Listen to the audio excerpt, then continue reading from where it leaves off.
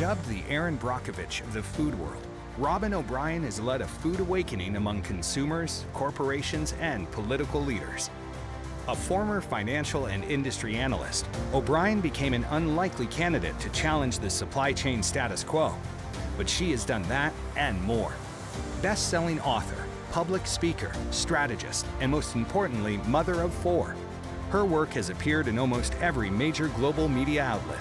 Today, as the Vice President of Replant Capital, OBrien sheds light on how the changing landscape of food and health are impacting the industry and our economy. Her message is clear: value and invest in farmers for our food system to sustain. And now, Robyn OBrien.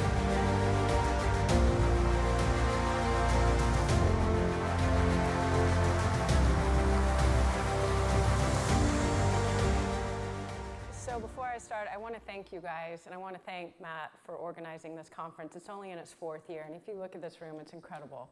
You guys are the tip of the spear. The retailers have driven remarkable change across our supply chain, and I want to thank you guys for that before I start. So thank you for inviting me to be part of this really important conversation. It is truly, truly an honor to be here. So I started in Houston, Texas. I grew up in a really conservative family down there. Was not taught activism in any way. There was nothing environmental about what we did. We didn't recycle anything. I was the oldest of 4 and really type A. So I channeled that into academics as a kid and went through college and graduated at the top of my class, went to business school on a full scholarship, graduated at the top of my class, and I was recruited by Enron and Exxon. Totally not a foodie. I used to give up Diet Coke every year for Lent, and I would go through about 2 weeks of screaming headaches. Then I'd feel great, and then on Easter Sunday, man, I would dive straight back into the Diet Coke.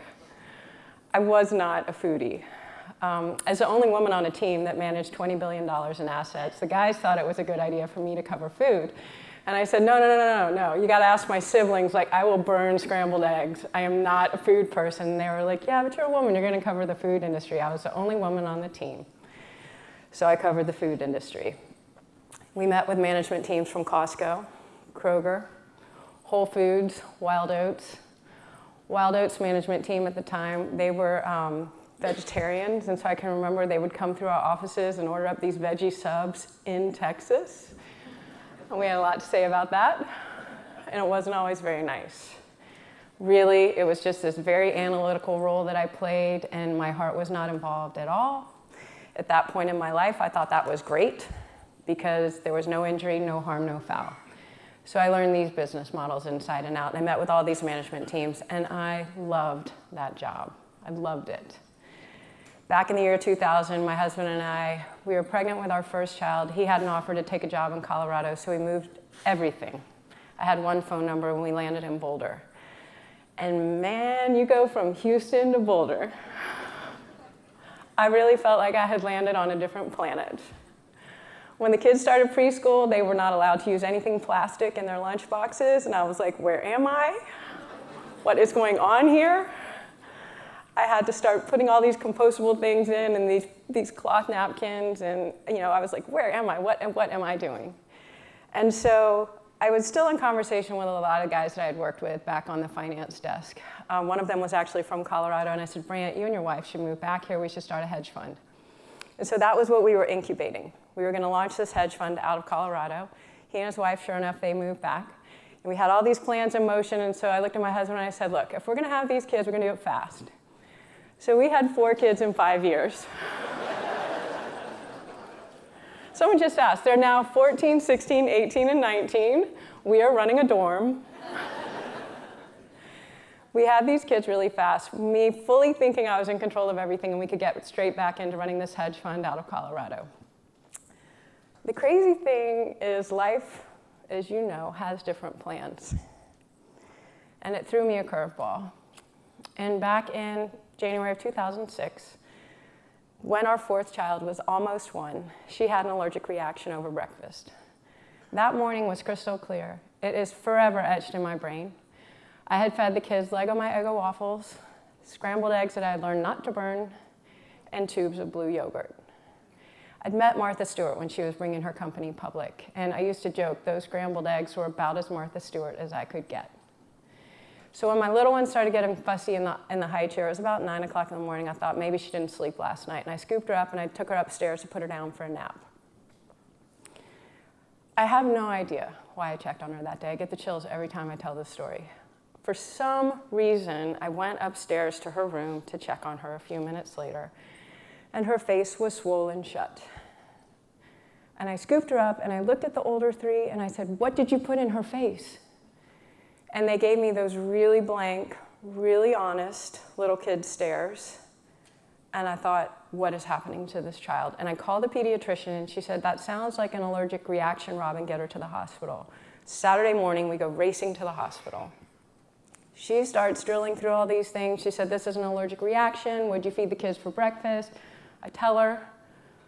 And she said, "Those are 3 of the top 8 allergens. This is an allergic reaction." And I said, "Since when?" Because if I went around this room and asked you guys, you probably didn't know a lot of people that had a food allergy when we were kids. When we went to school, grade school, a cafeteria, a carton of milk and a PB&J, those weren't loaded weapons on a lunchroom table. So like statistically in my brain, I'm thinking, how is this possible? So as we get everything under control and I get her home, that afternoon I wanted to put all the kids down for a nap so that I could go full-blown analyst. I wanted to figure out what was going on. She was telling me this data about food allergies, and all I could think was, since when? 2 kids in every classroom have a food allergy. From 1997 until 2007, there was a 265% increase in the rate of hospitalizations related to food allergic reactions. My daughter fell smack in the middle of that. A 265% increase. That's not some mom making it up. That's not some sensitivity. That is a doctor checking somebody into the ER for a food allergic reaction. But the thing about data with kids is I couldn't go neatly into some little file that was going to tell me about food allergies in America.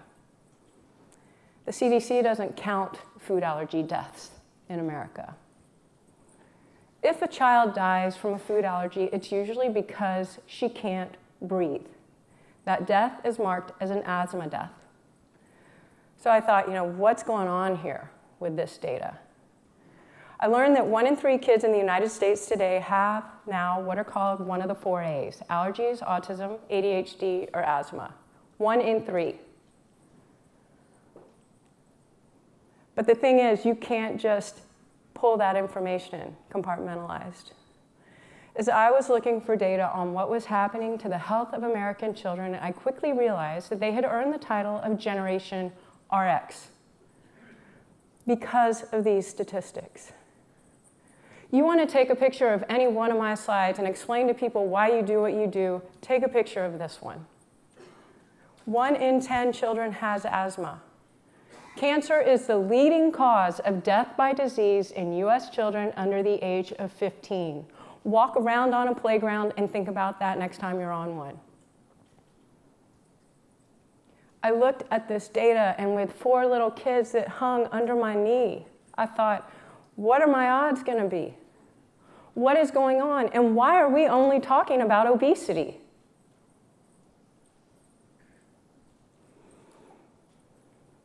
We spend more on drugs than any other country on the planet, by a lot. EpiPen in the US can cost 10 times what it costs in other countries. And cancer? It's not just little kids. It's 1 in 2 men and 1 in 3 women that are expected to get cancer in their lifetime. 1 in 2 men. Again, I thought, why isn't this the front page of every single newspaper? What are we waiting for? 1 in 1? And the thing is, if 1 in 8 women are expected to get breast cancer, only 1 in 10 of those cases are genetic, which means 9 out of 10 of them are non-genetic or environmentally triggered. At this point, like the Houston part of me is about to explode. I'm thinking, why haven't we had these conversations? Why isn't this the front page? Why isn't this every magazine? Why are we only talking about obesity? We spend more on healthcare than any other country on the planet. And I thought about this as it impacted all those business models I'd covered as an analyst. 20 cents of every dollar is spent on healthcare and disease management. I saw it in my family. I actually pulled our statements for the pediatrician's office to see how often we were going, to see how much it would cost.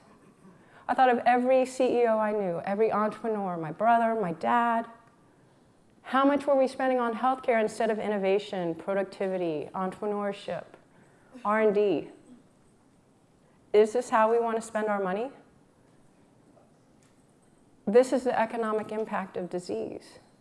And I realized it was becoming a massive drag, not just on my family, but on every family. Companies around the country were struggling under the costs. And yet we weren't talking about the things that mattered. All we were talking about was obesity. So as I'm unpacking this information, I was just in this data dive. And I'm such an optimist. And the data was so depressing. And I kept thinking, surely there's going to be some data source that's going to give me something good, some piece of good news, And from this conservative family, I was always trying to find these really conservative sources. And I learned that the CIA reports life expectancy at birth. And I thought, you can't get more conservative than this. And the American in me, as I'm scrolling through this thing, looking to see where the United States lands, the patriot in me was God, we're going to be at the top 10, right? We were not at the top 10. We were not at the top 20. We were not in the top 30. We were not even in the top 40. We hover somewhere around 50th usually. It varies year to year with countries like Bahrain.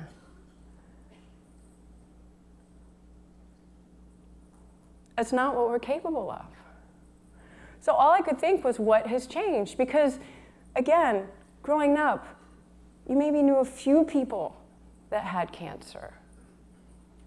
I used to ask audiences, how many of you know somebody with cancer? And people would raise their hands. It's more like, how many of you don't know anybody with cancer? We all know someone with cancer now. We all know someone with autism. When Rain Man came out in 1984, it was a novelty because we had not seen autism. So what has changed? I ended up setting up the same system I had used as an analyst. We used to have to be at our desk at 6:30 every morning, so I thought, I'm going to employ that same system. I'm going to start catching these headlines to things that are important to me the way I would do it with the companies that were publicly traded. So I set up all these systems. And in October of 2006, I woke up one morning to a headline that the EPA had granted a small university in Michigan $440,000 to study genetically engineered foods. And the title of the article was, "Do Genetically Engineered Foods Cause Food Allergies?" 2006. And I thought, what's a genetically engineered food? I covered the food industry, nobody talked about it. So I picked up the phone and I called the scientist at Michigan State who was doing the research. And I said, I'm learning about food allergies. I'm starting this organization. What exactly is it that you're studying? And he said, well, we have no animal testing models. And genetically engineered foods were introduced in the mid-1990s. And so what we're trying to determine is if they cause food allergies. And I was like, wait, back up. We introduced these ingredients into our food system in the 1990s, and now 10 years later, you're trying to figure out if they cause food allergies? When from 1997 until 2007, there was a 265% increase in the rate of hospitalizations related to food allergies? And he said, yeah, the whole process is less than precise. And so we don't know what's created in the process of genetic engineering. I thought, what else has changed? In 1994, we introduced an artificial growth hormone called RBGH. It's injected into our dairy cows to help them make more milk. As a mom of 4 who was buying so much milk, I thought, how can that be a bad thing? Let's change the supply here, we'll make more milk.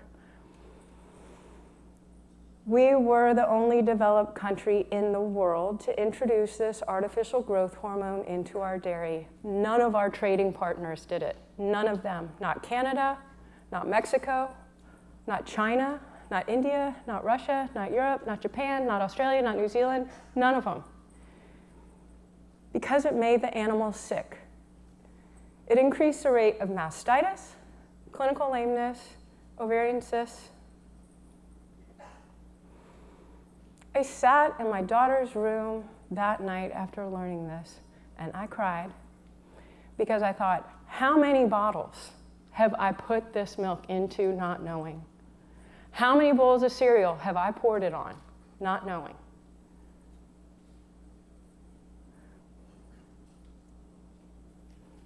And then to learn that 80% of the antibiotics that we use in this country are used on sick animals. I grew up eating meat with every meal, every snack in Texas.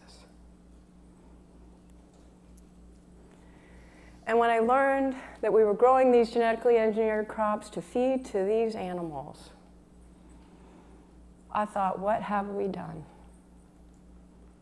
You can see when these crops were introduced, and you can see why. If you were on the board of Monsanto, it is a brilliant business model. They sold a weed killer called Roundup. It was one of their revenue generators. When they introduced genetically engineered seeds, those seeds were designed to withstand increasing doses of Roundup. So their revenue, like this chart, took off. They were called Roundup Ready soybeans, Roundup Ready corn. They were grown and fed to the animals that we eat, and they were used across the processed food system. You buy a bottle of Roundup at Home Depot or Lowe's, and it says, keep out of the reach of children. I thought, had I known that this was on my dinner table every single meal, would I have chosen it?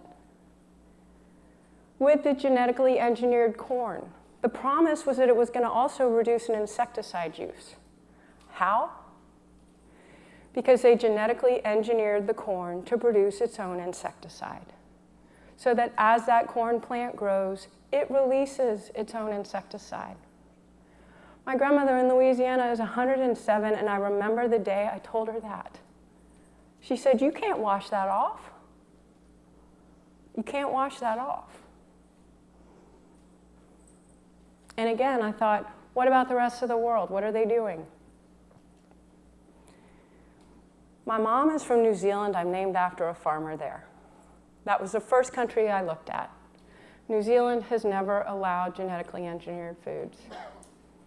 They don't allow it planted in their soil.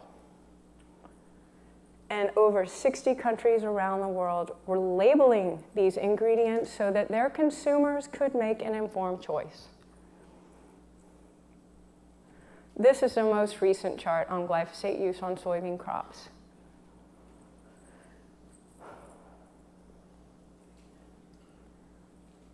And this is the most recent cancer verdict with that ingredient. In August of last year, a groundskeeper named Lee Johnson sued Monsanto. And they won. There are over 13,000 lawsuits now on deck to sue the manufacturer of this product. And they are going global. There is a lawsuit that has just been filed in Australia. So I thought, what about this promise that we need GMOs to feed the world? According to USDA and the United Nations, we throw away 30 to 40% of the food that we produce. We don't have a production problem, we have a distribution problem. And it is a great press release to say that we need these things to feed the world. It's not true. It's making our country sick. The United Nations reports child well-being in rich countries. Again, the US is at the bottom of the list. Our kids have done nothing to deserve this. Our kids can't vote. They can't stand on a stage and talk about this. We can. And I kept coming back to this question, are we allergic to food or what's been done to it? I asked the allergist, I said, when you're testing my child for soy allergy, are you using organic soy, Roundup Ready soy, non-GMO soy, Soy that's been treated with Roundup. She laughed and she said, I have no idea, Robyn. No idea. So as I stepped back and I was like, well, if the other countries aren't using these things or labeling these things, what about these big American companies that are selling their products in other countries? They formulate their products differently. They don't use things like artificial colors that have been linked to hyperactivity. They don't use things like genetically engineered ingredients. They don't use that artificial growth hormone. And I thought, these are our own American companies. They're making better products for families overseas. And that is just like a bowling ball to the gut. We're not asking them to reinvent the wheel. We're simply saying, value our lives the same way you're valuing the lives of families overseas.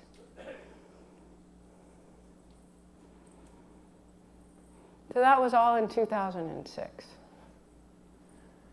I didn't want to tell the story. I really did not want to tell the story. I remember sitting down with my parents and explaining what was happening.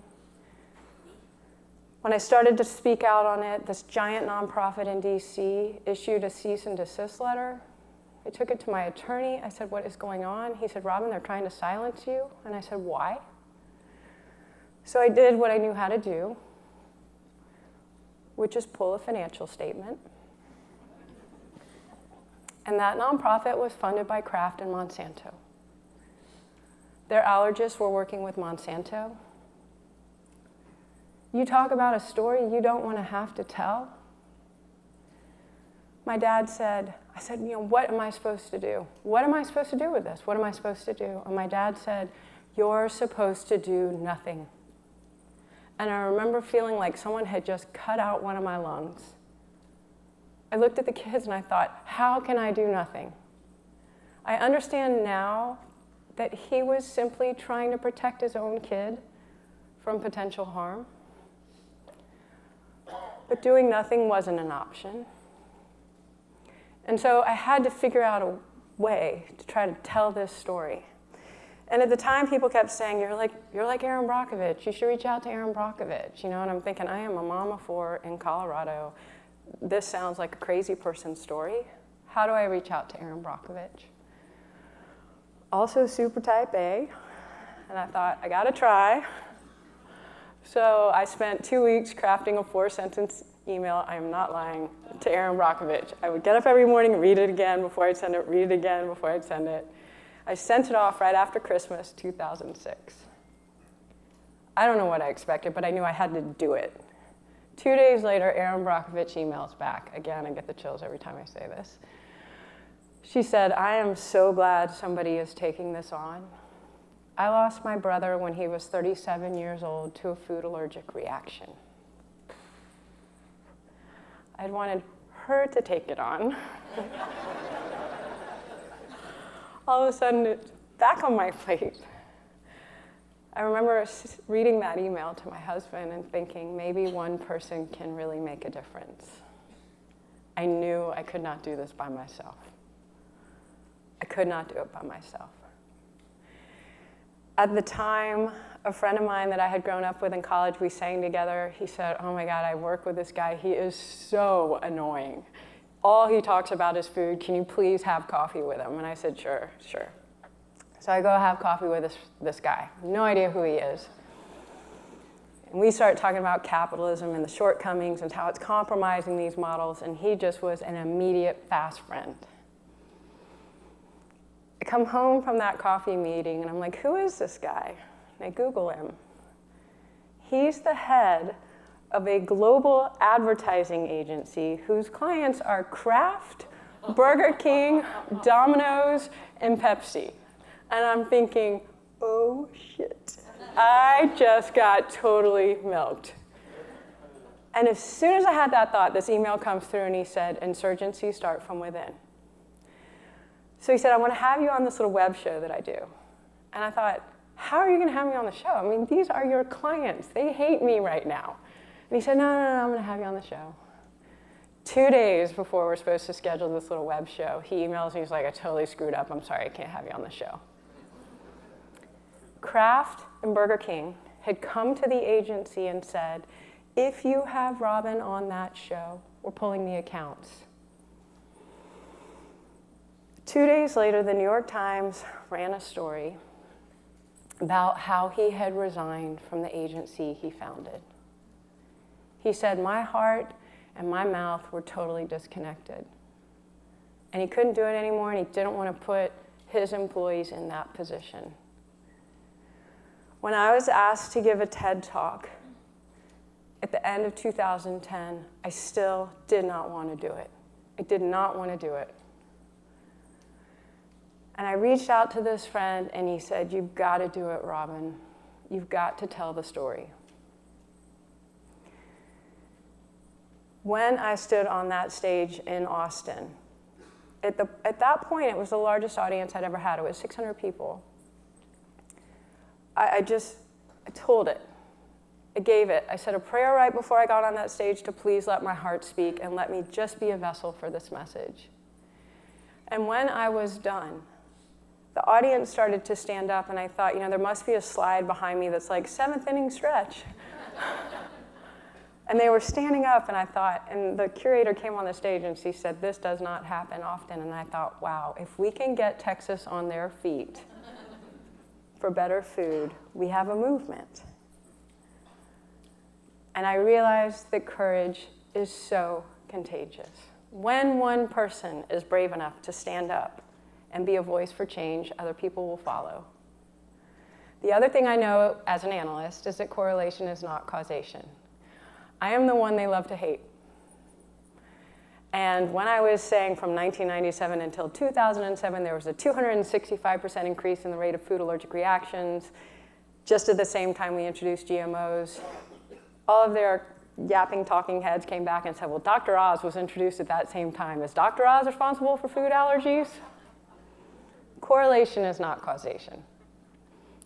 But a correlation of that magnitude merits investigation, and the only way to do that is through labeling, which is why in 2012, the Grocery Manufacturers Association fought so hard to keep those labels off of products, because labeling brings accountability, traceability, and liability. So how much of this stuff is safe? When I was an analyst, I knew exactly why the companies had taken the real stuff out and put the fake stuff in. It drove margins, it drove profitability. We gave them high marks for that. All of a sudden, I'm thinking about those science classes the kids take where you have 2 different beakers, you got 2 different ingredients, and they're totally fine separate, but when you put them together, it starts to smoke or combust. How much of this stuff is safe? In my gut, in the gut of a pregnant mom, in the gut of a woman with breast cancer, a man with colon cancer, a child? How much of this stuff is safe? And all of a sudden, I'm thinking about organic food, and I'm realizing this is not just a marketing scheme. This is not just a way to charge a premium for a product. This is a legal standard that by law, food that is produced without these ingredients by law are allowed to use that label.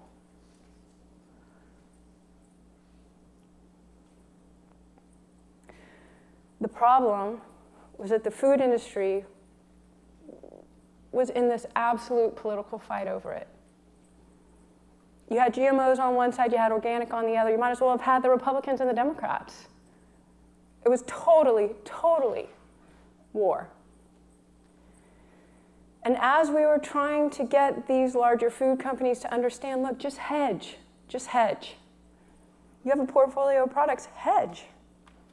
Create these alternative products. They were pouring millions of dollars against the initiative to label GMOs. What is remarkable to me is that Kroger stepped in 2012 with their Simple Truth private label brand, and it totally changed the game. They went from 0 to $1 billion in revenue in a 2-year period. You listen to those earnings calls, the CEO will tell you over and over and over again, this is a bright spot in the earnings model of this company. What was fascinating was that the retailers could see what we were scanning at checkout. It was just the data, and they realized that the consumer wanted free from food. Annie's did an IPO. It had the largest opening day gain of any IPO in any industry in almost a year, which means all those guys on Wall Street, they got the most excited about a bowl of mac and cheese that did not contain junk out of any technology. That, I realized, that year was the beginning of a massive shift. But the problem is that we need a new prototype, because less than 1% of farmland in the United States is organic. This operating model that these guys introduced, that drove incredible returns for their shareholders, this operating model of licensing fees and trait fees and royalty fees that they all of a sudden were charging farmers. Farmers that had been allowed to save seeds had to repeat purchase those seeds, recurring revenue models, brilliant revenue model for Monsanto. That led to a dramatic increase in pesticides and insecticides and fungicides, their whole portfolio of products. There's a contract farmers have to sign called a technology stewardship agreement. When they purchase genetically engineered seeds, they are required under that contract to also purchase this portfolio of sides, pesticides, insecticides, fungicides. And all of a sudden, farmers are waking up and they're saying, our soil. The average age of farmers, 55, 65 on up. Young people, they don't want to work on the farm. They don't want to step into that operating system. They don't want to be employing insecticides and pesticides and all of these things when they've got their little kids around. We know better now. And so when Bayer was trying to buy Monsanto, the farmers were the ones that spoke out. They were completely opposed to this merger because they knew already what was happening to them financially. The median income of a farmer in the United States today is negative $1,548. How are you supposed to put a kid through school on that? Why would anybody with little kids want to step into a model like that? The suicide rates have skyrocketed, opioid use has skyrocketed, bankruptcies are skyrocketing.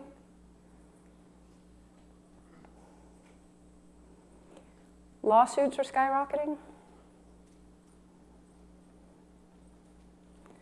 We were in Nebraska a couple weeks ago standing on a farm.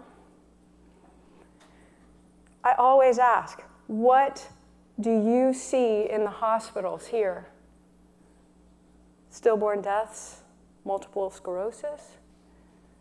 I said, if you're using regenerative agriculture, how is that field so green? And he said, glyphosate.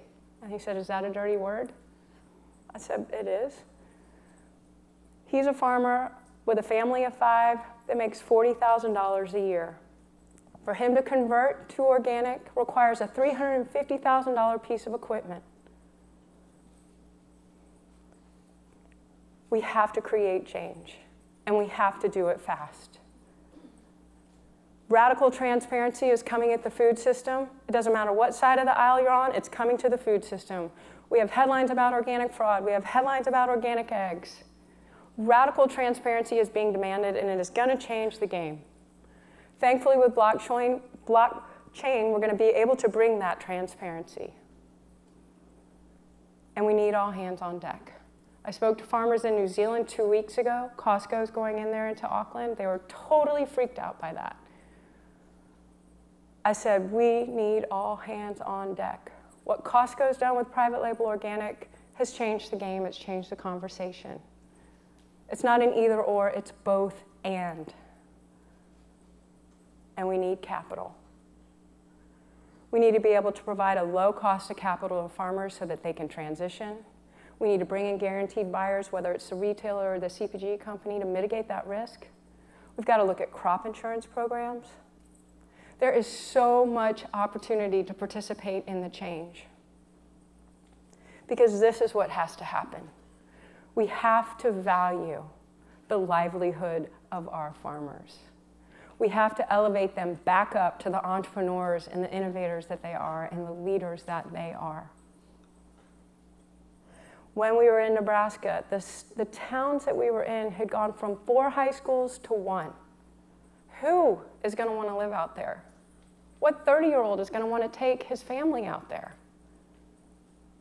The opportunity is enormous, but we're going to have to think about it differently, because you cannot fix a broken food system with a broken financial system. All of the publicly traded companies are being asked the wrong question. The metrics that you guys are being measured on are completely wrong. What percentage of your farmland is organic? What cost of capital are you employing to convert it? What programs do you have in place? Wall Street needs to be asking different questions and rewarding you guys differently. So I know you're going, this feels huge. It's huge. I will remind you of innovation. We saw Blockbuster come public. $4.8 billion market cap. They had 100% market share, 100%. And there was this little company called Netflix that came along and they said, hey, we want to partner with you guys. They were tiny, like $50 million market cap. Blockbuster CEO said, who in the world is going to want to watch videos online? Netflix came back, they said, come on, can we just partner, can we partner? Blockbuster dismissed the innovation, and the innovator disrupted the entire model. There is one Blockbuster store left in the United States and Oregon. You have to be brave with your life so that others can be brave with theirs. This group, more than any, is the tip of the spear. I am so grateful for the leadership that you guys have already exhibited. We have so much opportunity in front of us to convert this supply chain. And it is absolutely going to require all hands on deck. We have $409 billion of farmer debt in the United States.